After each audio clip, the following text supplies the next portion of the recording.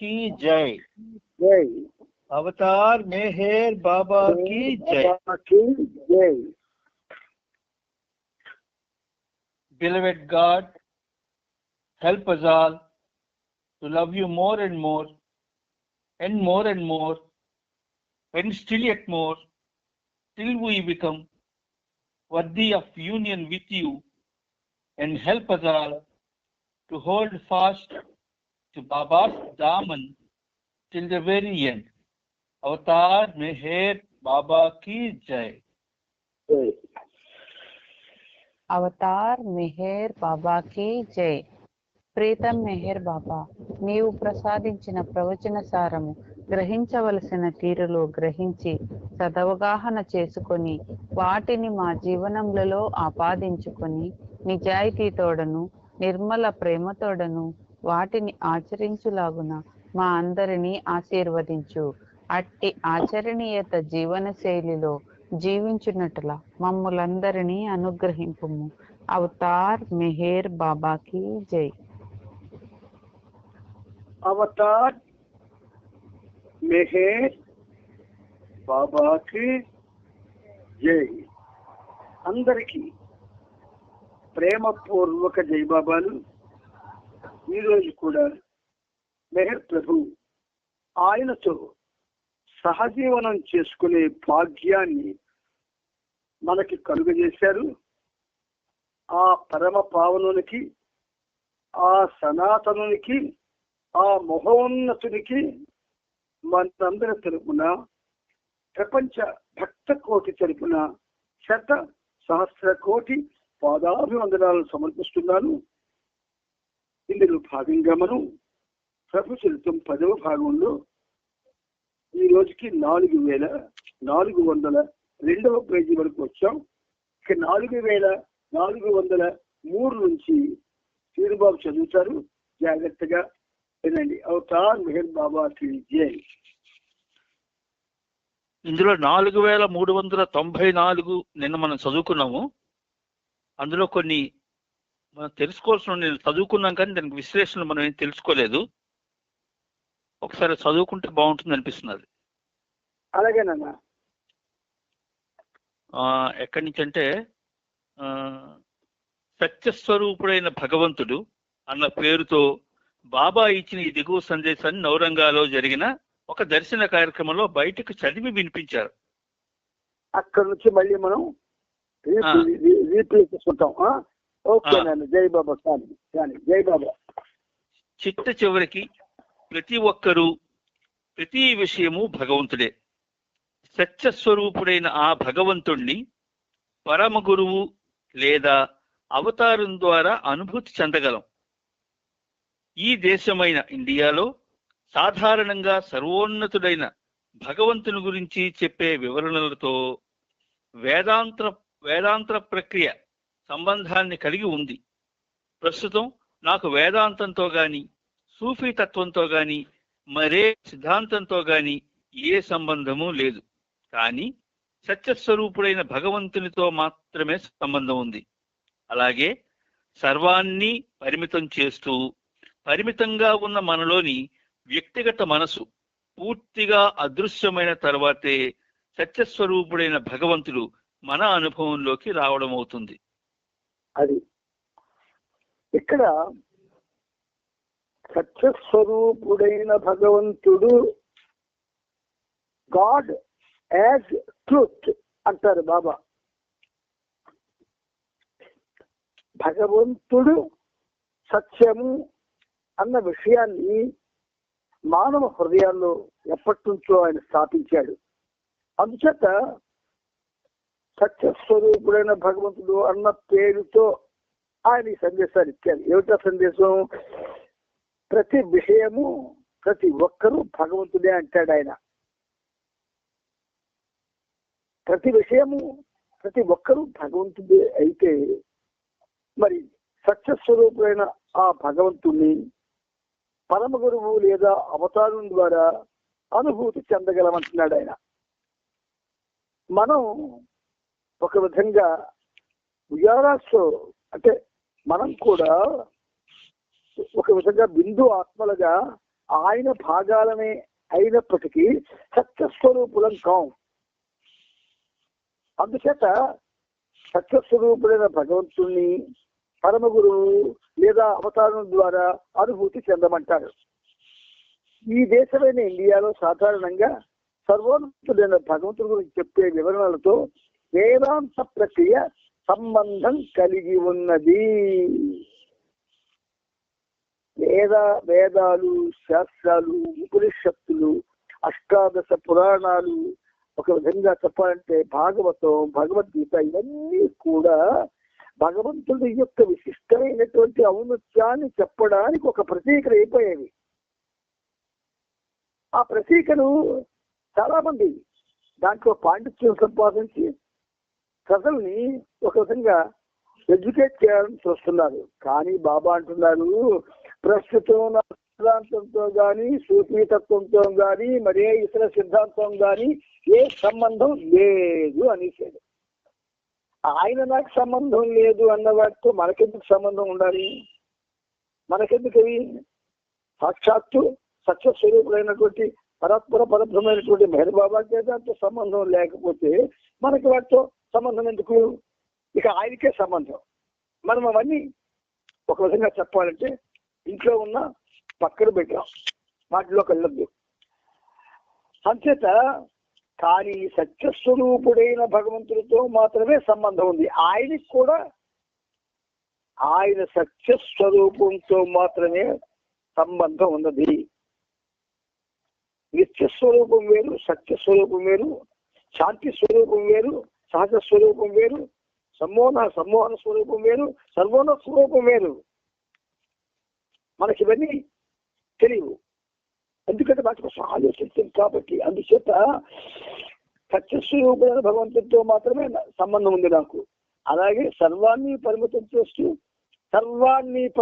చేస్తూ అవసరమైతే సృష్టినే పరిమితం చేసేస్తాడు ఆయన. అంచేత పరిమితం చేస్తూ తన సర్వాన్ని పరిమితం చేస్తూ పరిమితంగా ఉన్న మనసులోని పరిమితంగా ఉన్న వ్యక్తిగత మనసు, ఇండివిడ్యువల్ మైండ్ ఏదైతే ఉన్నదో చాలా పరిమితమైంది. దాన్ని వ్యక్తిగత మనసు పూర్తిగా అదృశ్యమైన తరువాతే ఒక సినిమా కవి అంటాడు, మనసు పోతే గాని లేనులే. ఎంత బాగా అన్నాడండి బాబా చెప్పిన విషయాన్ని. బాబా చెప్పిన విషయం చూడండి, సినిమా కవులు కూడా వాళ్ళకి బాబాతో సంబంధం లేకపోయినా అద్భుతమైన సత్యసూక్తులు చెప్తున్నారు. మనసు పోతే గాని నీతో మసలలేనులే. అందుచేత ఏమంటున్నారాయన, మనసు పూర్తిగా అదృశ్యమైన తరువాతే సత్యస్వరూపమైన భగవంతుడు మన అనుభవంలోకి రావడం జరుగుతుంది. చాలా ఇంపార్టెంట్, గుర్తుంచుకోండి. మనసు పోవాలి మనకి. మరి మనసు పోతే అన్నీ పోయినట్టే. ఇంతకన్నా వివరణ ముందుకెళ్ళినా. భగవంతుడు చెలింపరాని మరియు శాశ్వతమైన సత్యం.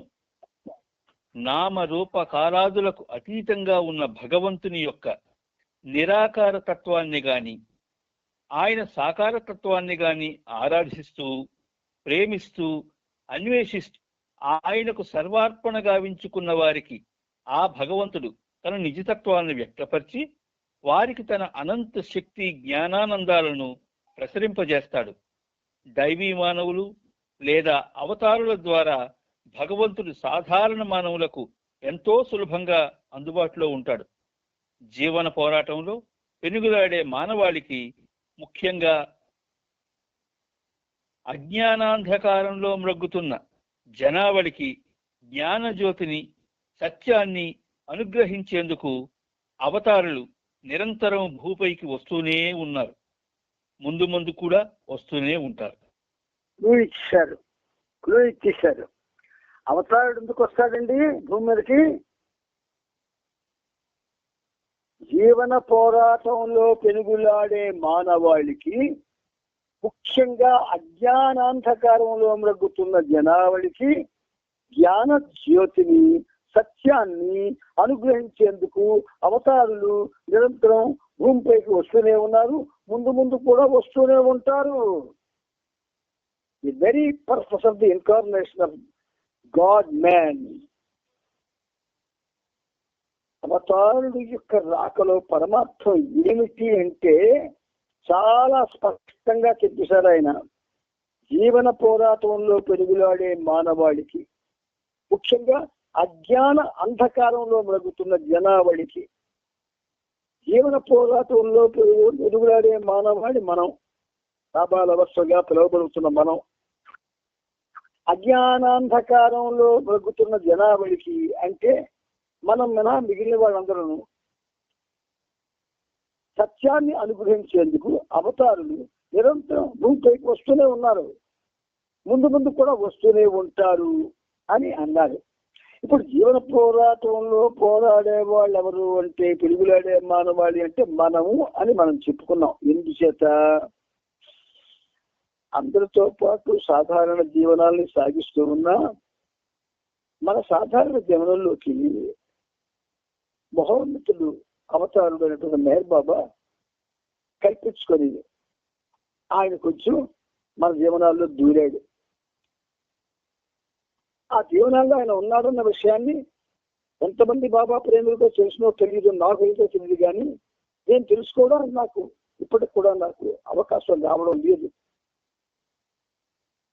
నా యొక్క అంటే ఈ పనిముట్టు యొక్క జీవన పోరాటంలో ఆయన ప్రవేశించాడో లేదో ఇప్పటికి నాకు తెలియదు. నిర్మల్ మాటగా చెప్తున్నాను విషయాన్ని.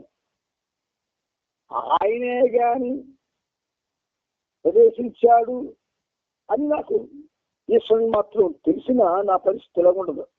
మరి మీకు ఇవన్నీ చెప్పడం, ఈ గీతాలు పాడుకోవడం ఇవన్నీ ఉండవు. రూటే మారిపోద్ది. మరి నా రూట్ మారలేదు, ఈ పనిముట్టు రూట్ మారలేదు. కాబట్టి జీవన పోరాటంలో పెరుగులాడే నా జీవనంలోకి ఆయన ఒక విధంగా సత్యాన్ని అనుగ్రహించడానికి రాలేదైనా. అందువల్ల బాబా ఏమంటారు, భగవంతుడు చరింపరాని మరియు శాశ్వతమైన సత్యం, నామరూప కాలాదులకు అతీతంగా ఉన్న భగవంతుడి యొక్క నిరాకార తత్వాన్ని గాని ఆయన సాకార తత్వాన్ని అంటే సగుణ సాకార తత్వాన్ని, ఈ రెండిట్లో దాన్ని దీన్ని కానీ ఆరాధిస్తూ ప్రేమిస్తూ అన్వేషిస్తూ మూడు చెప్పాడు ఆయన. ఇక్కడ క్లియర్గా చెప్తున్నాడు ఆయన. అవతారుణ్ణి ఆరాధిస్తూ, ఆరాధన అంటే కర్మకాండలతో కూడుకున్న ఆరాధన కాదు, నిత్య స్మరణ, నిత్య నామస్మరణ, అదే ఆరాధన. నిత్య నామస్మరణ చేస్తూ ఉంటే అది ఆరాధన కింద అది పరిగణింపబడుతుంది. అలాగే ప్రేమిస్తూ, కనబడిన వాడిని ఎలా ప్రేమిస్తామండి అంటే సొల్యూషన్ చెప్పాడు. నీ చుట్టూ ఉన్న మానవాళిని, సమస్త జీవకోటిని ప్రేమించడం ద్వారా నీవు నన్ను ప్రేమించవచ్చు అన్నాడు. మనం ఆ పని చేస్తున్నామా? మన చుట్టూ ఉన్న ఎవరినైతే మనం సాధారణమైనటువంటి మానవులు అని ఆయన మనకి చెప్పారు అంటే దానికి చక్కటి పేరు జీవన పోరాటంలో కొలువులాడే వాళ్ళు మనం. మనకు ఆయన ఏం చెప్తున్నాడు, ఆయన్ని ఆ సాకార తత్వాన్ని అన్వేషిస్తూ ప్రేమిస్తూ అంటున్నాడు. ఏమిటి అన్వేషించడం ఏమిటండి? అలాగే ఆల్రెడీ వచ్చాడు కదా, మన మధ్య ఉన్నాడు కదా. అన్వేషించడం ఏంటిగా అంటే ప్రహ్లాదుడు పిచ్చోడే, సోకాళ్ళు భక్తవర్యులంతా పిచ్చోళ్లే, వాద్యకారులు పిచ్చోళ్లే, మనమే అక్కడ చాలా పిచ్చోళ్ళు ఉంటాం. అన్వేషిస్తూ ప్రేమిస్తూ అన్వేషించడం అంటే ఏమిటనుకుంటున్నారు? అది మీనిట్. ఎప్పుడో తెల్లవారు లేసి రేపు చదువుకొని ఒక దండం పెట్టేసి మన పనుల్లో పడిపోయి మళ్ళీ మధ్యలో ఏదో గ్యాప్ వస్తే లేకపోతే ఏదో ఒక కార్యక్రమానికి వెళ్ళి అక్కడ మళ్ళీ ఆయన ఒకసారి తలంచుకొని ఇది అన్వేషించడం కాదు. అన్వేషించడం అంటే నిరంతరం నీ హృదయంలో ఉంటాను అన్నాడు ఆయన. అక్కడ అన్వేషించాలి. నా హృదయంలో ఉన్నానని నా ప్రభువు చెప్పిన మాట వాస్తవము, సత్యము, నిత్య సత్యము, నేను అక్కడ ఆయన్ని అన్వేషించాలి అన్న భావన ఎవరిలో చోటు చేసుకుంటుందో వాళ్ళ యొక్క హృదయంలో భగవంతుని కనుగొనడానికి ప్రయత్నం చేస్తారు. అది అన్వేషణ అంటే. ఇక రెండవది ఏమిటి? ప్రేమ. నీకు ఏదైనా లభిస్తే కదా దాన్ని ప్రేమించడం కానీ లేదా ఇంకొకలాగా మనం దాన్ని చేసుకోగలం. అసలు అన్వేషణ మనకి ఎక్కడుందండి? ఒక్కడికి లేదండి. తీర్కంగా చెప్తున్నాను. మీ హృదయాల్లో శాశ్వతంగా ఉన్నాను నేను అన్న మెహర్ బాబా మాట ఎవ్వరూ అన్వేషించడం లేదు. మనల్ని మనం అన్వేషించుకుంటున్నాం, మనల్ని మనం ప్రేమించుకుంటున్నాం, మన కోసం మనం రూల్స్ చేస్తూ ఉన్నాం. ఇది అన్వేషణ కాదు. కాబట్టి అలా అన్వేషించిన వాళ్ళ హృదయంలో ఆయన యొక్క ఉనికి ద్యోతకం అవుతుంది. ద్యోతకం అవడం అంటే చూడండి, ఏదో ఊరికలు బయలుదేరాము, దారి తెలియదు, ఎవరెవరో అడిగాము, ఒక్క ఆయన మాత్రం ఏముంది మీరు వెళ్తున్న రూట్ కరెక్టే, కాకపోతే మీకు ఫలానా చోటుకి వెళ్ళేసరికి మీరు లెఫ్ట్కి తిరగాలి అంటాడు. ఆ లెఫ్ట్కి తిరగాలి అన్న విషయాన్ని మనం జ్ఞాపకం ఉంచుకోవాలి. అప్పుడు మనం ఆ రూట్లో మనం వెళ్ళవలసిన ప్రదేశానికి ఖచ్చితంగా వెళ్తాము. ఇక్కడ బాబా ఏమన్నాడు? అన్వేషించడంలో హృదయంలో ఉన్న వాడిని ఎలాగ అన్వేషించగలం, ఏది చేస్తే అన్వేషించగలం, ఎలా చేస్తే అన్వేషించగలం అని అంటే, నువ్వు ఎప్పుడైతే ఆయన నామస్మరణ తీవ్రంగా చేస్తూ అలా చేసే ముందే అంటే, తండ్రి హృదయంలో ఉన్నామని నాతో చెప్పావు, నాతో ఏంటి విశ్వం వాళ్ళందరితో చెప్పావు, నీ ప్రేమికులందరికీ మాట చెప్పావు, మిగతా ప్రేమికులతో నాకు ప్రేమేం లేదు, నేను ప్రతిరోజు నీ నామస్మరణ చేస్తూ నా హృదయంలో నువ్వు ఉన్నావో లేదో తెలుసుకోవాలని అన్వేషిస్తున్నాను, దయచేసి నాకు ఆ భాగ్యాన్ని కలిగించు అని ఆయన పాదాల మీద పడి వేడుకోవాలి. పాదాల మీద పడి వేడుకోవాలి. అప్పుడు మాత్రమే ఆయన కొంచెం చలిస్తాడు, మరణించేది. కాబట్టి ఈ అన్వేషణ అనేది హృదయంలో ఉన్న ఆయన కోసం జరిగినప్పుడు మాత్రమే నువ్వు ఆయన్ని ప్రేమించ. బయట ఉన్న ఫోటోల్ని, బయట ఉన్న బాబా ప్రేమికుల్ని, బయట జరుగుతున్నవన్నిటిని ప్రేమిస్తే అది బాబాని ప్రేమించినట్టు కాదు కాదు కాదు. అందుచేత ప్రేమిస్తూ అన్వేషిస్తూ ఆయనకు సర్వార్పణగా ఉంచుకున్న వారికి సరెండర్, ప్రేమ, విధేయత, సమర్పణ. ఆయన ఇప్పుడు రకరకాలు చెప్పడు. ఆయన ఇప్పుడు ఒకటే చెప్తున్నాడు, మనం వాటి గురించి ఆలోచించట్లేదు. కానీ బాబా ప్రేమికులైన మాత్రం గర్వపడిపోతున్నాం, మురిసిపోతున్నాం, కింద మీద పడి దొరుకుతున్నాం కూడా. కాబట్టి అన్వేషిస్తూ ప్రేమిస్తూ సర్వార్పణగా ఉంచుకున్న వారికి ఆ భగవంతుడు తన నిజ తత్వాన్ని వ్యక్తపరిచి, దేన్ని వ్యక్తపరుస్తాడు? నిజతత్వము, ట్రూ నేచర్ ఆఫ్ డివినిటీ. అది ముందు మనకు అర్థం అవుతుంది. ఆ నిజతత్వం వ్యక్తపరిచి వారికి తన అనంత శక్తి జ్ఞానానందాలను ప్రసరింపజేస్తాడు. ఇక్కడ క్లియర్ గా అవతారుడు చేసేది ఇదే. అందుచేత దైవీ మానవులు లేదా అవతారుల ద్వారా భగవంతుడు సాధారణ మానవులకు ఎంతో సులభంగా అందుబాటులో ఉంటాడు. అంటే మెహర్ బాబా ద్వారా మనకి ఆ భగవద్ అన్వేషణ, ఆ భగవంతుడిని ప్రేమించడం, ఇవి మెహర్ బాబా ద్వారా మనకి ఆ నామస్మరణ ద్వారా అలవాటు అవుతాయి. కేవలం మెహర్ బాబాని ఏదో 4 సార్లు 5 సార్లు 40 సార్లు 50 సార్లు 400 సార్లు 1000 సార్లు ఇస్తే అన్ని సార్లు అనుకుంటే మనం ఎవరికైతే గొప్ప వాళ్ళకి కాలేం. రోజుకి 1,00,000 సార్లట ఆ మహానుభావుడు ఆయన నామం చేసేవాడట. ఇది తెలిసిన ఆయన పేరు. మరి 1,00,000 సార్లు చేసిన వాటితో పోలిస్తే మన స్మరణ అంతా జానుగులు పెంచాడు కూడా కాదు. అందుచేత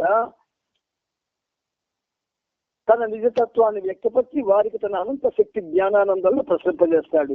దైవీ మానవులు లేదా అవతారుల ద్వారా సాధారణ మానవులకు ఎంతో సులభంగా అందుబాటులో ఉంటాడు.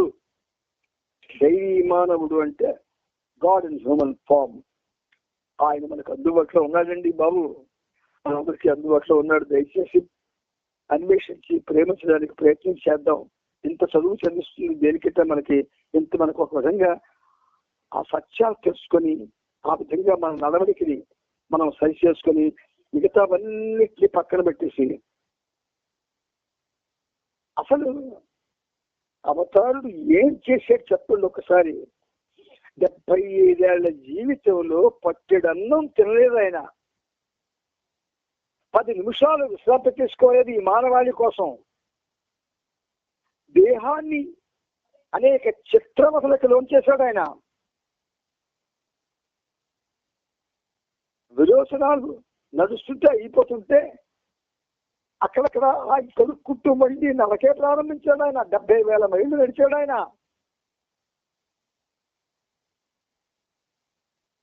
ఆయన పడ్డ ఒక విధంగా అదే శిలువవేత ఆయనకి. దానికి అది ఇంకా చాలా శిలువవేత. మేము కూడా ఆయనకి ప్రేమించకుండా అన్వేషించకుండా ఆయన మాట ప్రకారం జీవించకుండా మా ఇష్టం వచ్చినట్లు జీవించి ఆయన ఇంకా సులువు వేతకు గురి చేస్తా అనుకుంటున్నాం మానవులు మనం. ఇది దురదృష్టం. మీ అందరికీ ప్రేమతో చెప్తున్నాను, దైవీ మానవుడికి గాని మనం చేసేటటువంటి కార్యక్రమం నచ్చకపోతే ఈ జన్మలో అవతారంతో దొరికినటువంటి ఈ అవకాశం మిగతా జన్మల్లో రానివ్వడు. అంతెందుకండి, నీ కడుపును పుట్టిన పిల్లడు నీ మాట వినకపోతే వాడికి వాడిని గెలిచేస్తావు. ఇక నేను నీకేం చేయను, get out from my house అంటావు. ఆఫ్టర్ ఆల్ చిన్న బిందువు నువ్వు, బిందు ఆత్మవి. నీకింత అహంకారం ఉంటే అహంకారానికి ఆకారమే దైవీ మానవుడు. అంచేత ఇవన్నీ మనం అందుకే శ్రీను చాలా మంచివాడు. అంటే వాడిలో ఒక విధంగా రుచుకులాట ప్రారంభమైంది అన్వేషణ. అందుకే ఇది చదివేసింది ముందుకెళ్ళిపోకుండా చదివితే బాగుంటుంది అన్నాడు. వాడికి బాబా చక్కని ఆరోగ్య ఆశీస్సులు ఇవ్వాలని కోరుకుంటూ అలా ముందుకెళ్ళు. భగవంతునితో పరిపూర్ణ ఏకత్వాన్ని కలిగి ఉన్నందున దైవీ మానవుడు నేను భగవంతుడను అనే జ్ఞాన్ని నిత్యం అనుభవిస్తూ ఉంటాడు.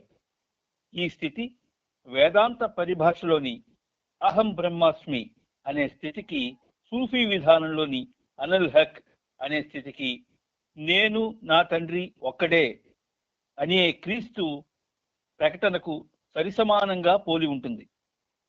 సూఫీవాదులు పొందే అనల్ హక్ లేదా నేను భగవంతుడును అనే స్థితి హమావుస్త్ దశగా పరాకాష్ఠ స్థితిగా హమావుస్త్ దశ యొక్క పరాకాష్ఠ స్థితిగా చెప్పబడుతుంది.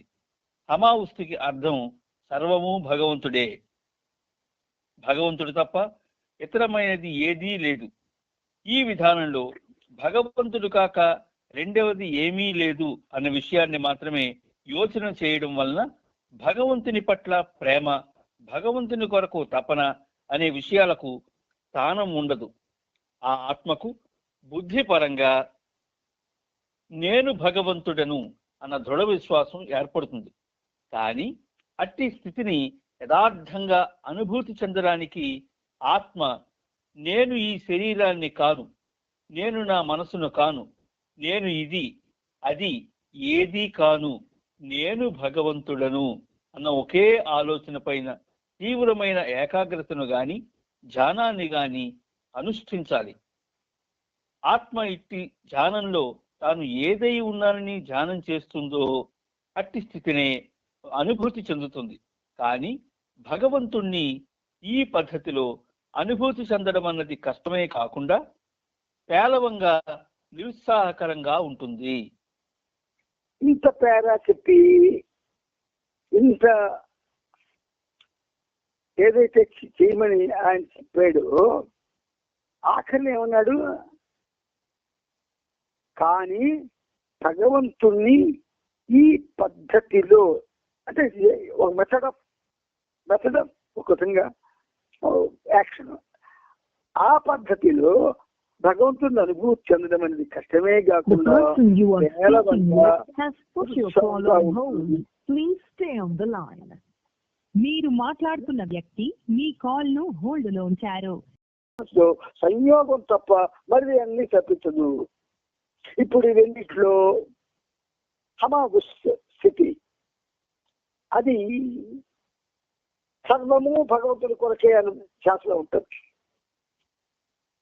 ఒక విధంగా ఒక ప్రార్థనలు ఉన్నాయి కొన్ని. పూర్వం మేము హోమియోపతి నేర్చుకోవడానికి ఇక్కడ రామకృష్ణమాచార్య ట్రస్ట్ లో ట్రైనింగ్ అయిన కాలంలో వాళ్ళు మంచి శ్లోకాలు మంచి విషయాలు చెప్పేవారు. మేరబాబా ప్రేమికుడు అనేటటువంటి భావంతో నేను వాటి మీద నేను ధ్యాస పట్టలేదు, కానీ అవి మళ్ళీ ఇప్పుడు మళ్ళీ చూపిస్తున్నాడు బాబా. అందువల్ల మనం ఖచ్చితంగా బంధనాల్లో ఉన్నాం. ఈ బంధనాలు ఏమిటి? దీనికి విమోచనం ఏంటంటే దివ్య ప్రేమే. ఎందుకు? అది దివ్య ప్రేమ ఒక్కటే దాన్ని సిద్ధింపజేస్తుంది కనుక. పరిపూర్ణ ఏకత్వాన్ని పొందాలి అంటే భగవంతుడు మాత్రమే సత్యం అన్న అనుభూతి పొంది ఉన్న పరిపూర్ణమైన సద్గురువులు సరస్సు ఈ ద్వంద్వ ప్రపంచంలోకి అడుగున్నట్టుగా కనబడి అవ్యక్త రూపంలోని భగవంతుని సేవ గురించి, ఆరాధన గురించి, ప్రేమల గురించి మాట్లాడతారు.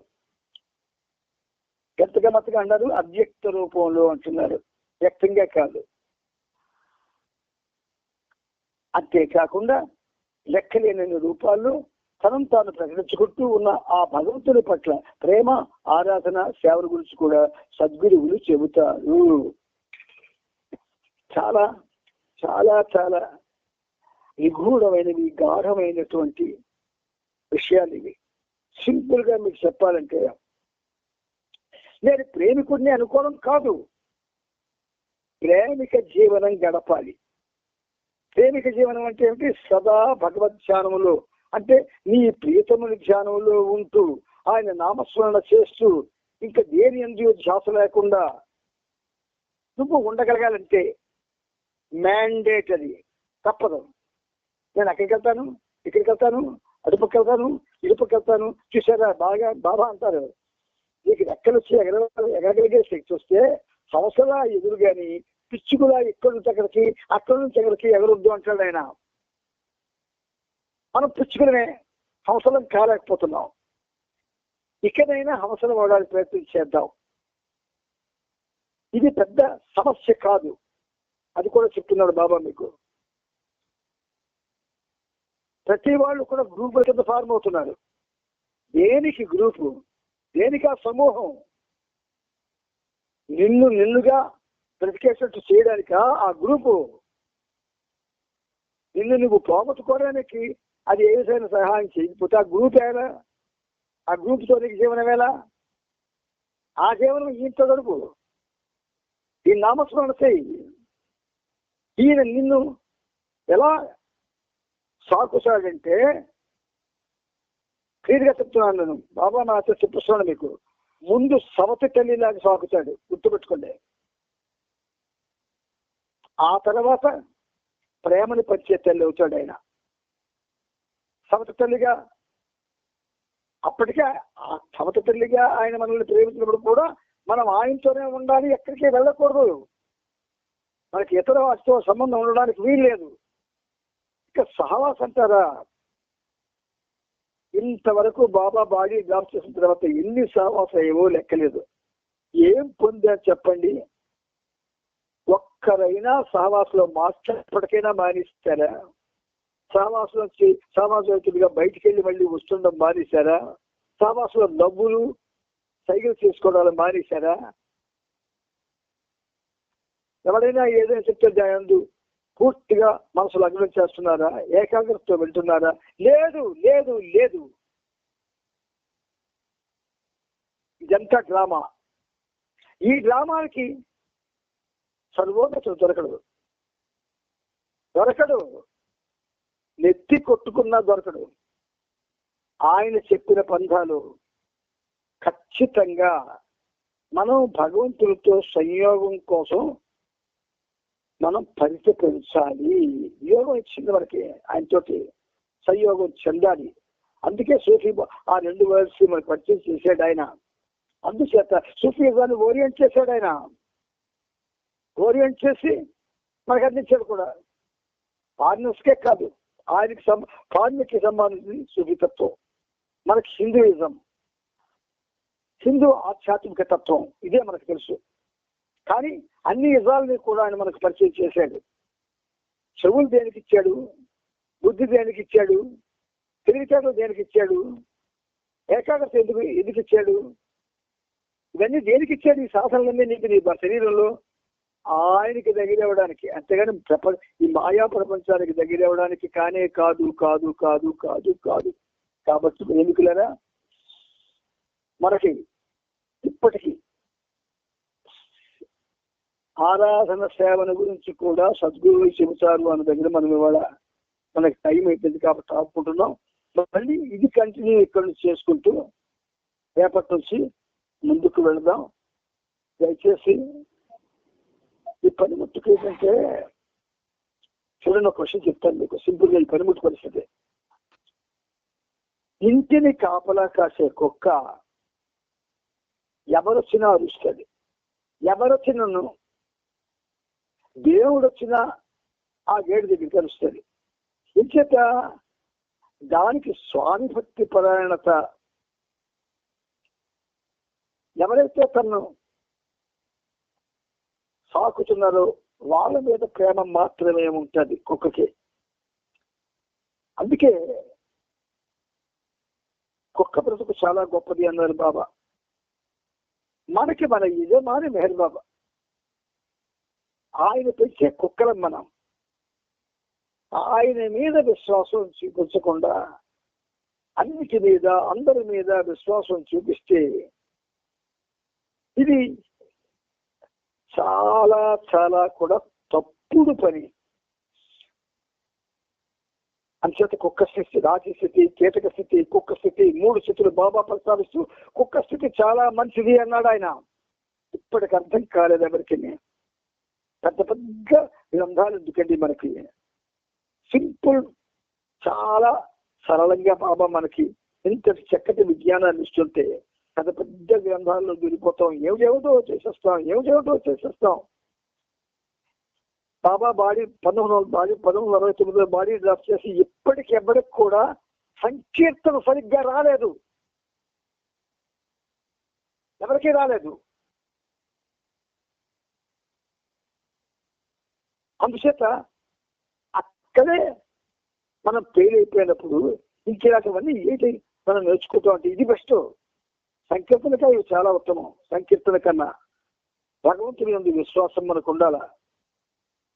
ప్రేమ, విధేయత, సమర్పణలో విధేయతలు అనే విశ్వాసం ఉంటుంది. భగవంతుని యందు మనకు విశ్వాసం లేకపోతే మన బ్రతుకులే వేస్ట్, మనం బ్రతకడం కూడా వేస్టే. సింపుల్ గా చెప్తున్నాను నేను. ఈ అందరి మీద అమితమైన ప్రేమ నాకుంది. నిజంగా చెప్తున్నాను ఈ మాట. నేను నా ఫ్యామిలీ కంటే మిమ్మల్ని ఎక్కువ ప్రేమిస్తాను. ఎందుకో తెలిసిన, నాలో ఒక విధమైన క్రమశిక్షణ రావడానికి, ఒక విధమైనటువంటి తపన రావడానికి మీరు కారకులు. ఇదంతా కారకులే. 68 నుంచి ఇప్పటి వరకు నేను ఎవరితో తిరిగాను? మీతోనే తిరిగాను. అంటే ప్రేమికులతోనే తిరిగాను. ప్రేమికులుగా చలామణి అవుతున్న వాళ్ళతోనే తిరిగాను. కానీ యథార్థమైన ప్రేమికులు నాకు ఒక్కటి తగలే. నమ్మండి. జీవితాన్ని కాగితం చేసుకోకండి, చరితార్థం చేసుకోవాలి. అవతార్ మెహర్ బాబా కీ జై, అవతార్ మెహర్ బాబా కీ జై, అవతార్ మెహర్ బాబా కీ జై. నాన్న జై బాబా చెప్పండి. జై బాబా నాన్న. జై బాబా. అందరికీ జై బాబా. జై బాబా. అందరికీ జై బాబా. జై బాబా. అందరికీ జై మెహర్ బాబా. నిరుత్సాహకరం అన్నాడు ఆయన. ముందుకెళ్ళినా భగవంతుని పట్ల ప్రేమ, ఆరాధన సమృద్ధిగా ఎక్కడ ఉంటాయో అది ఇతోధికమైన వాస్తవికత, ఆనందమయమైన మార్గంగా విలసిల్లుతుంది. భగవంతునితో తాత్కాలికంగా ఉన్నట్టుగా కనపడే వియోగం, ఆయనతో తిరిగి సంయోగం చెందాలనే తపన, ఈ రెండు ఈ మార్గంలో ఆవశ్యంగా పాటించే నియమాలు. భగవంతునితో తాత్కాలికంగా కనబడే ఇట్టి వియోగం సూఫీవాదంలోని రెండు భావనల్లో ధృవీకరింపబడుతుంది. ఆ భావనలు హమా ఎజ్ ఉస్తు అనగా సర్వము భగవంతుని నుండే వస్తుంది. హమాదు ఉస్తు అనగా సర్వము ప్రీతముడైన భగవంతుని కొరకే అని.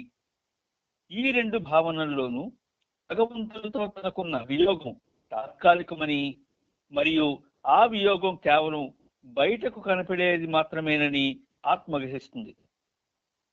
భగవంతునితో తనకు కలిగిన ఈ వియోగాన్ని ఛేదించుకొని తిరిగి సంయోగాన్ని సిద్ధింపజేసుకునేందుకు ఆత్మ గాఢమైన ప్రేమలో మునుగుతుంది.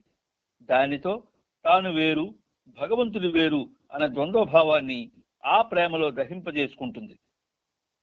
సూఫీతత్వంలోని ఈ రెండు స్థితుల మధ్యనున్న ఒకే ఒక భేదం ఏమిటంటే, హమాదు ఉస్తు స్థితిలో ఉన్న ఆత్మ తన ప్రీతముడైన భగవంతుని ఇచ్ఛతో సంతృష్టి చెంది ఉంటుంది.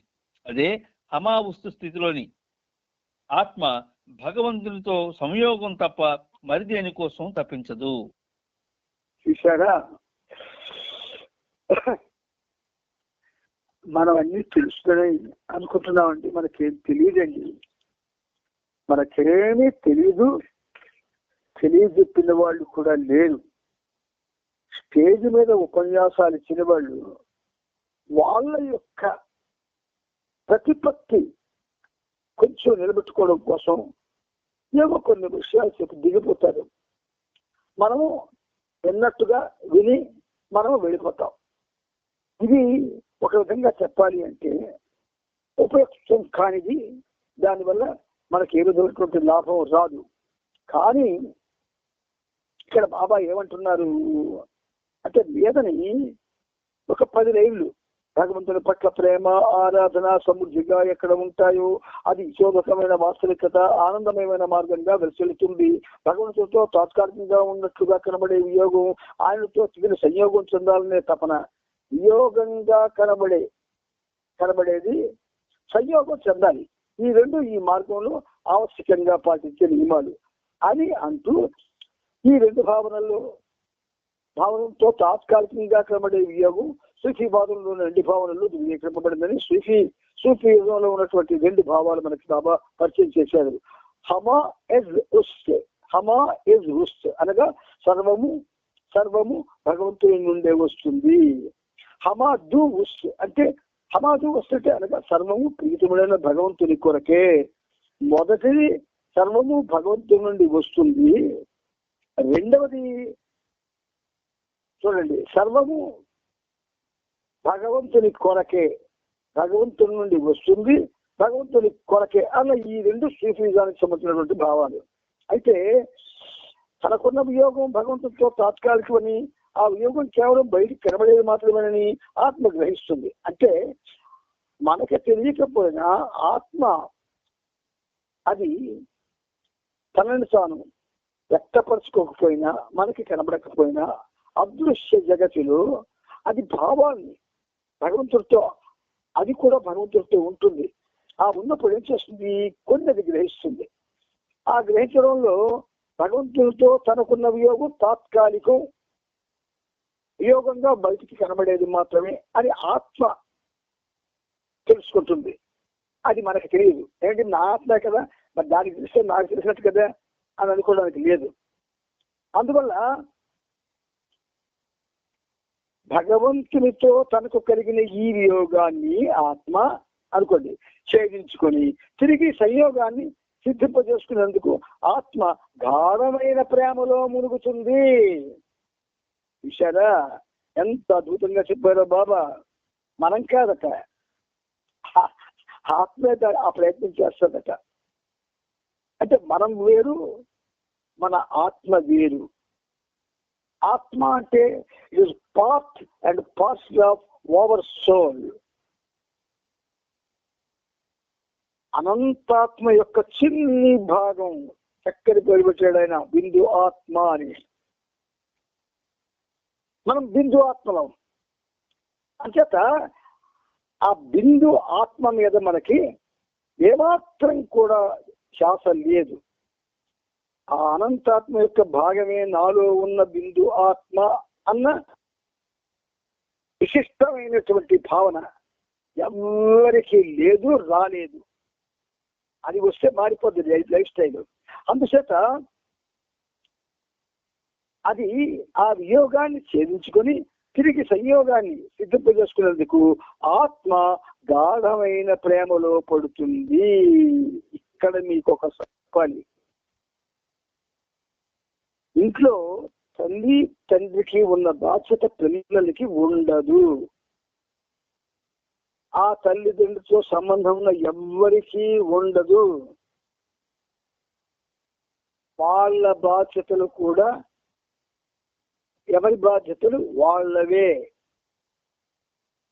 అలాగే మనలో ఉన్న ఆత్మ అది ఎక్కడిది? ఆ సర్వాత్మ యొక్క భాగం. దానికి ఆ సర్వాత్మతో విలీనం కావాలి అనే ఒక కనిపించని భావన ఉంటుంది. మనకి తెలియని భావన, కనిపించని భావన ఆత్మకి. అది దాంట్లో ఏం చేస్తుంది? వియోగం నుంచి సంయోగాన్ని అనుభవించాలని అది ఆరాటపడుతూ ఉంటుంది. అందువల్ల గాఢమైన ప్రేమలో అది ఒదిగిపోద్ది. మనం మునగం. మనం అందరం కూడా బాబా బాబా బాబా అని భజనలు చేస్తున్నామన్నా, మనం అందరూ ఊరికి గొప్ప అయితే మేము బాబా ప్రేమలో చాటు చెప్పుకుంటున్నామన్నా, మనం అందరం ఏవేవో చేసేస్తున్నామని గర్వపడిపోతున్నా, ఇదంతా ఉత్తి ట్రాష్, అబద్ధం. నీలో ఉన్న ఆత్మ భగవంతుడితో వియోగాన్ని అనుభవిస్తూ సంయోగం చెందాలనే తపనలో గాఢమైన ప్రేమలో మునిగిపోతుంది. అప్పుడేమవుతుంది? నేను వేరు, భగవంతుడు వేరు అన్న ద్వంద్వభావాన్ని ఆ ప్రేమలో ఖాళీ బూడిదైపోతుంది. అది అవునండి, మరి ఆత్మ అయితే మనకి జరుగుతుంది కదా అని మీకు అనిపించవచ్చు. మీకు ఒక విషయం చెప్తాను. తపస్సు చేస్తుంటాడు. 5 ఏళ్లలో కూర్చొని తపస్సు చేసిన వాడికి 20 ఏళ్ళు అయినా సరే భగవంతుడు ప్రత్యక్షం కాదు. అప్పుడు ఏం జరుగుతుంది? వాడి నుంచి జ్వాలలు వచ్చేస్తాయి. వాడి బూడి చేసేసి చెయ్యో, వాడిని బూడిద చెయ్యో, వాడిని అలాగే 20 ఏళ్ళలో బక్క చిక్కిపోయి ఎముకలు గూడైపోయి ఉన్నట్లు చేసి ఆ ఏదైతే ఆ అగ్ని వచ్చిందో ఆ తిన్నగా వెళ్ళి భగవంతుడికి టచ్ అవుతుంది. అదే సినిమా వాళ్ళు చక్కగా చూపిస్తారు కూడా. అందుచేత మన ఆత్మ గాఢమైన ప్రేమలో మునిగి ద్వంద్వభావం, నేను వేరు భగవంతుడు వేరు అన్న భావాన్ని గ్రహింపజేసుకుంటుంది. ఈ 2 స్థితుల మధ్య ఉన్న ఒకే ఒక భేదం ఏమిటంటే, హమాద్ ఉష్ణ స్థితిలో ఉన్న ఆత్మ తన ప్రీతముడైన భగవంతుని ఇచ్చతో సంతృష్టి చెంది ఉంటుంది. అదే హమా ఉష్ స్థితిలోని అదే సంయోగం తప్ప మరి అన్ని తప్పించదు. ఇప్పుడు ఈ రెండిట్లో హమా ఉష్ స్థితి అది సర్వము భగవంతుడి కొరకే అని ధ్యాసలో ఉంటుంది. ఒక విధంగా ఒక ప్రార్థనలు ఉన్నాయి కొన్ని. పూర్వం మేము హోమియోపతి నేర్చుకోవడానికి ఇక్కడ రామకృష్ణమాచార్య ట్రస్ట్ లో ట్రైనింగ్ అయిన కాలంలో వాళ్ళు మంచి శ్లోకాలు, మంచి విషయాలు చెప్పేవారు. మేరబాబా ప్రేమికుడు అనేటటువంటి భావంతో నేను వాటి మీద నేను ధ్యాస పట్టలేదు. కానీ అవి మళ్ళీ ఇప్పుడు మళ్ళీ చూపిస్తున్నాడు బాబా. అందువల్ల మనం ఖచ్చితంగా బంధనాల్లో ఉన్నాం. ఈ బంధనాలు ఏమిటి? దీనికి విమోచనం ఏంటంటే దివ్య ప్రేమే. ఎందుకు? అది దివ్య ప్రేమ ఒక్కటే దాన్ని సిద్ధింపజేస్తుంది కనుక. పరిపూర్ణ ఏకత్వాన్ని పొందాలి అంటే భగవంతుడు మాత్రమే సత్యం అన్న అనుభూతి పొంది ఉన్న పరిపూర్ణమైన సద్గురువులు తరచు ఈ ద్వంద్వ ప్రపంచంలోకి అడుగున్నట్టుగా కనబడి అవ్యక్త రూపంలోని భగవంతుని సేవ గురించి, ఆరాధన గురించి, ప్రేమను గురించి మాట్లాడతారు. ఎంతగా మతగా అన్నారు, అవ్యక్త రూపంలో అంటున్నారు, వ్యక్తంగా కాదు. అంతేకాకుండా లెక్కలేని రూపాల్లో తనను తాను ప్రకటించుకుంటూ ఉన్న ఆ భగవంతుని పట్ల ప్రేమ, ఆరాధన, సేవల గురించి కూడా సద్గురువులు చెబుతారు. చాలా చాలా చాలా నిగూఢమైనవి, గాఢమైనటువంటి విషయాలు ఇవి. సింపుల్ గా మీకు చెప్పాలంటే, నేను ప్రేమికుడిని అనుకోవడం కాదు, ప్రేమిక జీవనం గడపాలి. ప్రేమిక జీవనం అంటే ఏమిటి? సదా భగవద్ ధ్యానములో, అంటే నీ ప్రియతముని ధ్యానంలో ఉంటూ ఆయన నామస్మరణ చేస్తూ ఇంకా దేని యందు ధ్యాస లేకుండా నువ్వు ఉండగలగాలంటే మ్యాండేటరీ, తప్పదు. నేను అక్కడికి వెళ్తాను, ఇక్కడికి వెళ్తాను, అటుపక్క వెళ్తాను, ఇటుపక్క వెళ్తాను, చూసారా బాగా బాబా అంటారు. నీకు ఎక్కడొచ్చి ఎగరగలిగే శక్తి వస్తే సంవత్సరాల ఎదురు కానీ పిచ్చుకులా ఇక్కడి నుంచి అక్కడికి, అక్కడి నుంచి ఎక్కడికి ఎగరొద్దు అంటాడు ఆయన. మనం పిచ్చుకునే సంవత్సరం కాలేకపోతున్నాం. ఇక్కడైనా సంవత్సరం అవడానికి ప్రయత్నం చేద్దాం. ఇది పెద్ద సమస్య కాదు, అది కూడా చెప్తున్నాడు బాబా మీకు. ప్రతి వాళ్ళు కూడా గ్రూపుల కింద ఫార్మ్ అవుతున్నారు. దేనికి గ్రూపు, దేనికి ఆ సమూహం? నిన్నుగా బ్రతికేటట్టు చేయడానికా ఆ గ్రూపు? నిన్ను నువ్వు పోగొట్టుకోవడానికి అది ఏ విధమైన సహాయం చేయకపోతే ఆ గ్రూప్ ఎలా? ఆ గ్రూప్తో నీకు జీవనం ఎలా? ఆ జీవనం ఈయనతో గడుపు, ఈ నామస్మరణ చేయి. ఈయన నిన్ను ఎలా సాకుతాడంటే, క్లియర్గా చెప్తున్నాను నేను, బాబా నాతో చెప్పిస్తున్నాను మీకు. ముందు సవతి తల్లిలాగా సాకుతాడు, గుర్తుపెట్టుకోండి. ఆ తర్వాత ప్రేమని పరిచే తల్లి అవుతాడు ఆయన. సవతి తల్లిగా, అప్పటికే ఆ సవతి తల్లిగా ఆయన మనల్ని ప్రేమించినప్పుడు కూడా మనం ఆయనతోనే ఉండాలి, ఎక్కడికి వెళ్ళకూడదు. మనకి ఇతర వాటితో సంబంధం ఉండడానికి వీల్లేదు. ఇక సహవాసం అంటారా, ఇంతవరకు బాబా బాడీ డ్రాప్ చేసిన తర్వాత ఎన్ని సహవాసం ఏవో లెక్కలేదు. ఏం పొందారు చెప్పండి? ఒక్కరైనా సహవాసంలో మాట్లాడేప్పటికైనా మానేస్తారా? సహవాసంగా బయటికి వెళ్ళి మళ్ళీ వస్తుండడం మానేశారా? సహవాసంలో నవ్వులు సైకిల్ చేసుకోవడాలు మానేశారా? ఎవరైనా ఏదైనా చెప్తే దాని పూర్తిగా మనసు లగ్నం చేస్తున్నారా? ఏకాగ్రతతో వెళ్తున్నారా? లేదు లేదు లేదు. ఇదంతా డ్రామా. ఈ డ్రామాకి సర్వోన్నతుడు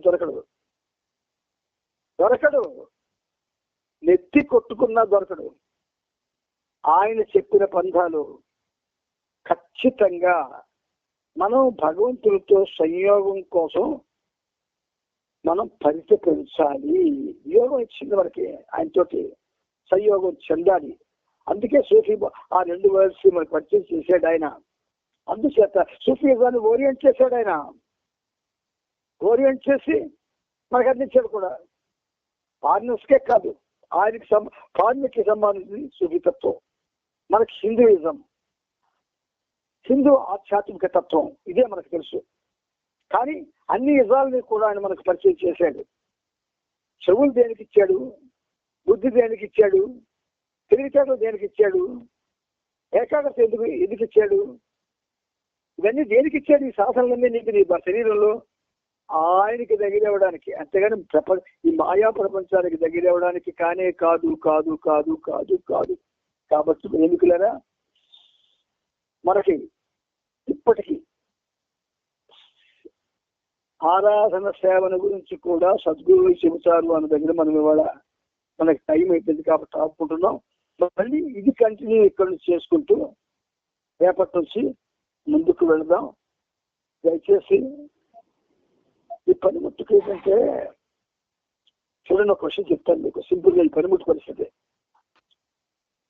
ఇంటిని కాపలా కాసే కుక్క ఎవరొచ్చినా అరుస్తుంది. ఎవరొచ్చినను దేవుడు వచ్చినా ఆ గేటు దగ్గరికి అరుస్తుంది. ఇంచేత దానికి స్వామి భక్తి పరాయణత, ఎవరైతే తను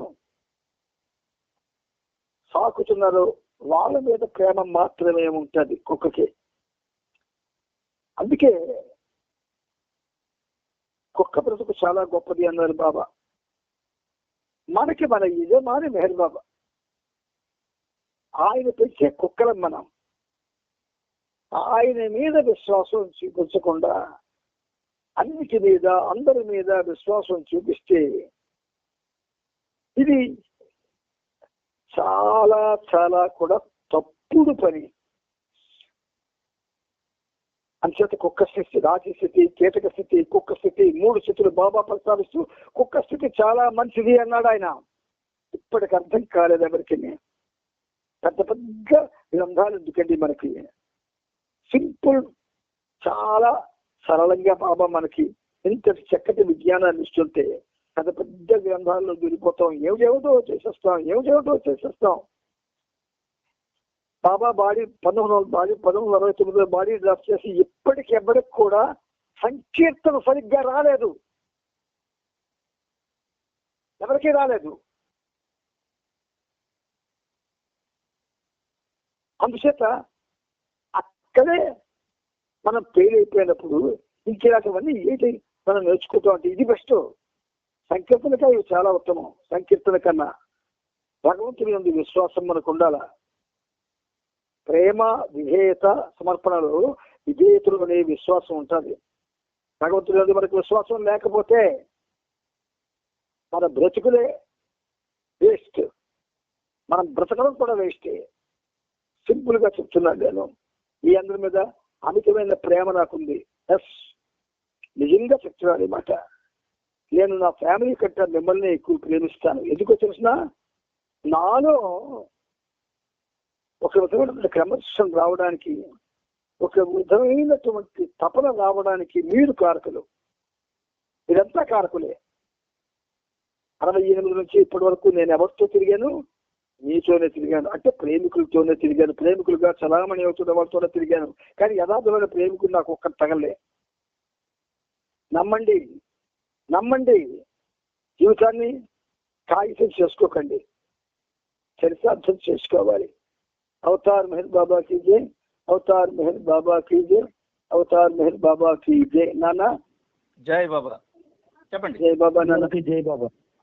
అందరికీ జై బాబా. జై బాబా. అందరికీ జై బాబా. జై బాబా. అందరికీ జై మెహర్ బాబా.